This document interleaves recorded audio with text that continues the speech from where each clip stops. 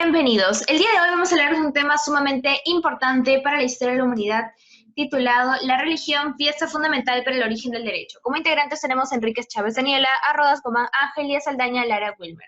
A manera de introducción, podemos decir que la mayoría de los países occidentales, cuando una persona era condenada a muerte, pero perdía la razón en este periodo, la condena se aplazaba hasta que recupere la cordura. Este motivo es puramente teológico, puesto que solo si el individuo está en su sano juicio puede hacer una buena confesión, recibir el perdón de sus pecados y confiar la salvación de su alma. Es por ello que los sistemas jurídicos occidentales son un residuo secular de aquellas creencias religiosas y litúrgicas que tienen una íntima relación, incluso sus propios principios del derecho, con lo que serían conceptos puramente teológicos. El edicto de Milán es necesario mencionarlo ya que el milenio que siguió a este estuvo rodeado por ciertos conflictos, enfrentamientos entre iglesia y Estado. Se manifiesta entonces San Ambrosio, quien nos dice que los palacios pertenecían al emperador y las iglesias a los sacerdotes, y el Papa Gelasio, quien formula lo que sería la doctrina de las dos espadas, ¿no? Según la cual el orden del mundo se haya sometido a dos poderes, que es uno temporal y otro espiritual. En el año 325, Constantino convoca el Concilio de Nicea, que sabemos que es el primer concilio ecuménico, y que busca combatir el arrianismo divisor, el cual decía que negaba, ¿no?, la divinidad de Cristo. La reforma gregoriana, como su mismo nombre lo dice, fue producto del Papa Gregorio. Esta surge como un esfuerzo para mejorar la moral del clero y se busca abolir también la práctica de la simonía, que es la compra y venta de cargos eclesiásticos. Gregorio, mucho antes de ser papa, pertenecía a una reforma la cual buscaba exterminar totalmente el poder laico sobre asuntos eclesiásticos. Sin embargo, debido al poco poder que éste tenía, no se pudo hacer mucho y los cargos eclesiásticos eran ocupados por personas espiritualmente poco aptas. Respecto a la separación de la iglesia y el Estado, esto da un giro, se podría decir, cuando Gregorio, el Papa Gregorio, llama al rey como cualquier profano, un personaje que no tenía órdenes religiosas y que carecía de derecho de intervenir en asuntos eclesiásticos, no religiosos. La figura real en ese entonces era considerada sagrada, dotada de derechos y deberes religiosos, entonces era totalmente asombroso, ¿no? Además, incluso se llega a proponer la consagración del rey tal igual a un sacramento como el bautismo, por ejemplo. El derecho canónico, ¿no? La reforma delimita lo que serían las fronteras que debían separar la Iglesia y el Estado, a fin de que ésta gozase de la libertad necesaria para desempeñar su misión. Además, surge el derecho canónico, que como sabemos fue el primer código legal sistemático de la Europa medieval, que se convierte en un modelo para los diversos sistemas jurídicos. Antes de este derecho canónico no existía nada parecido a esto, puesto que el derecho, se podría decir, se daba por parentesco y por la costumbre. Es por ello que hasta finales del siglo XI el derecho canónico estuvo por un rumbo parecido, pero en el siglo XII, gracias al monje Graciano y al tratado que se conoció como el Decretum, que fue el primer tratado legal sistemático y exhaustivo en la historia de Occidente, que por exhaustivo entendemos el abarcar la totalidad de las leyes y por sistemático el esfuerzo de presentarlas en un cuerpo común. Además, el derecho canónico enseñó al Occidente barbarizado a elaborar a partir de una mezcla de costumbres, normas incluso otras fuentes, un orden legal y coherentemente estructurado. Doy paso a mi siguiente compañero. Bueno, continuando con la exposición, voy a hablar sobre la unificación de sistemas legales. Ya, en el curso de este proceso de unificación de los sistemas legales para los estados emergentes en el occidente de Europa, los juristas del siglo XII tomaron como modelo el derecho canónico, y no solo eso, sino que le dieron una misma importancia al contenido del derecho canónico, cuyo alcance contribuyó a impulsar el derecho occidental en aspectos tales como el matrimonio, la pobreza y la herencia. Los legisladores y juristas católicos tropezaron con una realidad poco propicia cuando se reunieron en las universidades medievales con el propósito de establecer los sistemas legales en la Iglesia y el Estado, pues los pueblos de Europa continuaban viviendo en el siglo XI bajo un modelo de ley bárbara. Los procedimientos racionales invocados en el derecho canónico vinieron así a acelerar el fin de estos métodos primitivos, ya que el derecho es una de las principales facetas de la civilización occidental. Los sistemas legales laicos que aquí describimos llevan la marca distintiva de la teología católica. Examinaremos un poquito más de este punto en lo que es la obra de San Anselmo de Canterbury más adelante. Ya. La obra de San Anselmo titulada Cur Deus Homo es la que nos interesa para poder estudiar la tradición legal en Occidente. San Anselmo se proponía demostrar en este libro, recurriendo para ello a la razón humana, del por qué tenía sentido que Dios se hiciera hombre en la persona de Jesucristo y por qué su crucifixión fue un hecho indispensable para la redención de la humanidad tras su caída de expulsión de Adán y Eva del paraíso.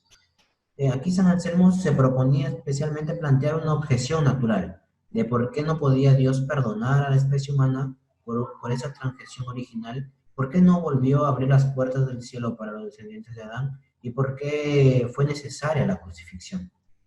Veamos a continuación la respuesta de San Anselmo, ¿no? Que originalmente nos dice que Dios crió al hombre para que gozara de la dicha eterna. El hombre frustró en cierto sentido la intervención divina al rebelarse contra Dios e introducir el pecado en el mundo. Perdón de los pecados. Ya. La razón por la que Dios no puede limitarse a perdonar el pecado del hombre sin aplicar alguna clase de castigo es porque el hombre al rebelarse contra Dios alteró el orden moral del universo y pues el orden moral debió ser restablecido.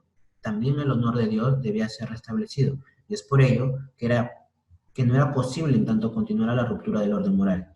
Pues puesto que el hombre debe reparar el honor de Dios, pero como es incapaz de hacerlo, mientras que Dios sí podía restablecer su propio honor mediante un acto gratuito, y el único modo de expiar el pecado original era la intervención de un Dios hombre. Y aquí la explicación racional de San Anselmo a la muerte de Jesucristo. Y bueno, como podemos concluir en esto es que, bueno, el derecho penal emergió en Occidente en un contexto religioso profundamente influido por la doctrina de expiación de San Anselmo. Esta exposición se basaba fundamentalmente en la idea de una violación de la ley, que era una ofensa contra la justicia y contra el propio orden moral, que debía ser castigado para reparar dicho orden. De ahí que era el castigo debería adecuarse a la naturaleza de semejante acto.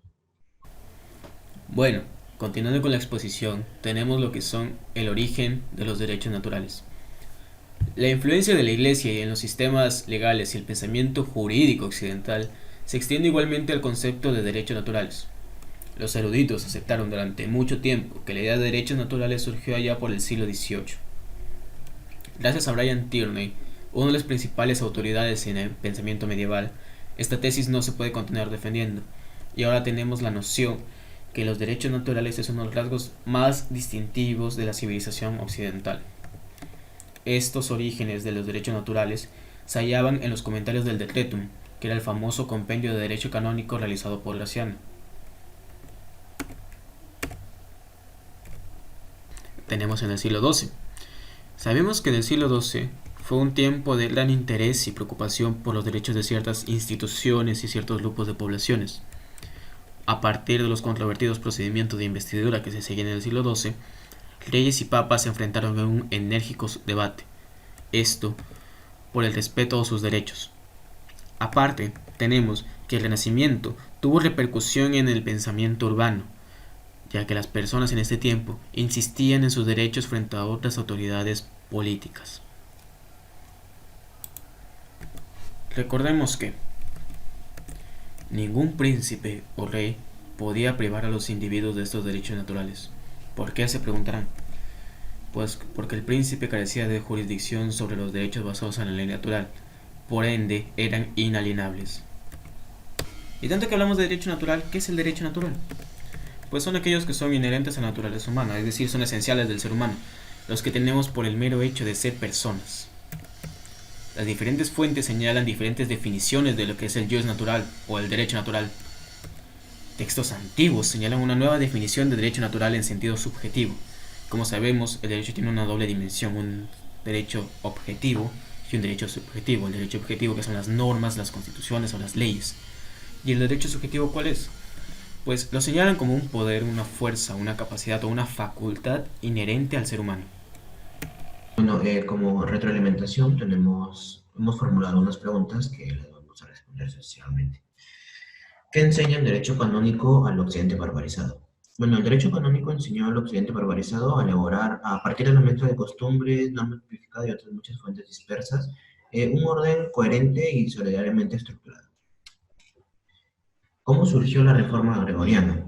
Bueno, surgió gracias al Papa Gregoriano, que dio un esfuerzo por exterminar el poder laico en asuntos eclesiásticos y así mejorar la moral del clero, insistiendo en lo que es la observancia del celibato y aboliendo la práctica de la simonía, ¿no? que era la compra-venta de cargos eclesiásticos. ¿En qué se basaba para decir que el derecho penal emergió en Occidente en un contexto religioso? Pues se basaba fundamentalmente en la idea de que una violación de la ley era una ofensa contra la justicia y contra el propio orden moral, que debía ser castigada para reparar dicho orden. De ahí que el castigo debería adecuarse a la naturaleza y el alcance de la acción cometida. ¿Qué delimitó la Reforma Gregoriana? La Reforma Gregoriana delimitó las fronteras que debían separar a la Iglesia y al Estado a fin de que ésta gozase de la libertad necesaria para desempeñar su misión. Muchas gracias. Y en conclusión, los juristas del siglo XII tomaron como modelo el derecho canónico, o sea, el derecho de la Iglesia. El derecho canónico enseñó al occidente barbarizado a elaborar, a partir de la mezcla de la costumbre, la norma tipificada y otras muchas fuentes dispersas, un orden legal coherente y sólidamente estructurado. El derecho penal emergió en Occidente por un contexto religioso profundamente influido por la doctrina de expiación de San Anselmo. Y lo más importante para el grupo, cuanto más crece el número de eruditos que investiguen el derecho occidental, mayor resulta ser la huella de la Iglesia Católica en nuestra civilización. Y bueno, eso ha sido todo por hoy. Nos vemos la próxima semana con otro gran video. Hasta la próxima.